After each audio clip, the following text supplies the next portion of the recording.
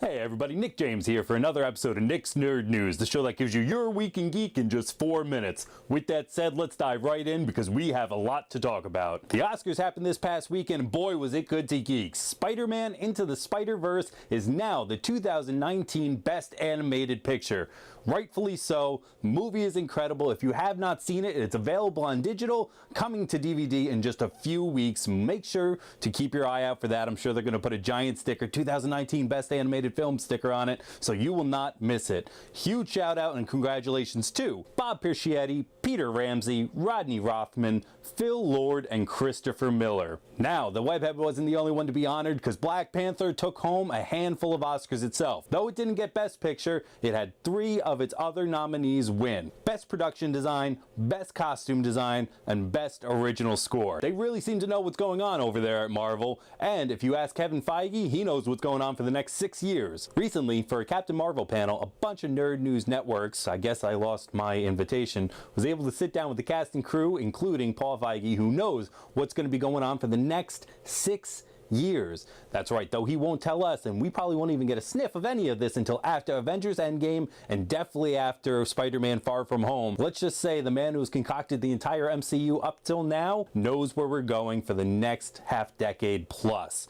So this includes what's going to go on to the Disney Plus. If you haven't heard, Disney is getting their own streaming service, and since Marvel falls under that, we'll get a bunch of brand new content from Marvel to that service. So far, Loki seems to be heading over to his own show. Tom Hiddleston has already signed on to do the part, and we found out that this show will actually be interwoven into what is now the MCU, kind of separate from what's going on with those Netflix shows, which have now all been canceled. But if you ask me, they're going to get renewed once Disney Plus comes out.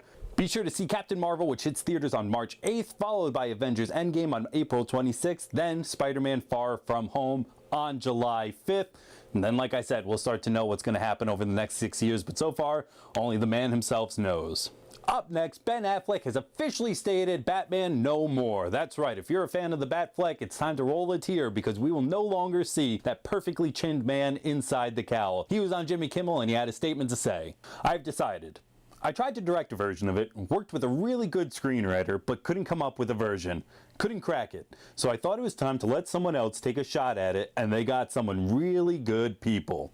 So if you like Ben Affleck in Batman v Superman or Justice League, sad to say, no more. What's going to go on with DC and their movies trying to come together? I think that's all done. We will get solo movies from here on out, but who should play the Batman? You heard it here first. I'm going to go with my pick of Richard Madden. That's right, you may know the Game of Thrones star, Cinderella. He was also Prince Charming in, but I think he would fill the bat shoes perfectly. What do you think? Let us know in the comments down below. And finally, Star Wars Episode 9 has officially wrapped. That's right, the ending of the movies that will include the Skywalker saga has officially done with principal photography. J.J. Abrams took to Instagram, posted this photo, and had this to say.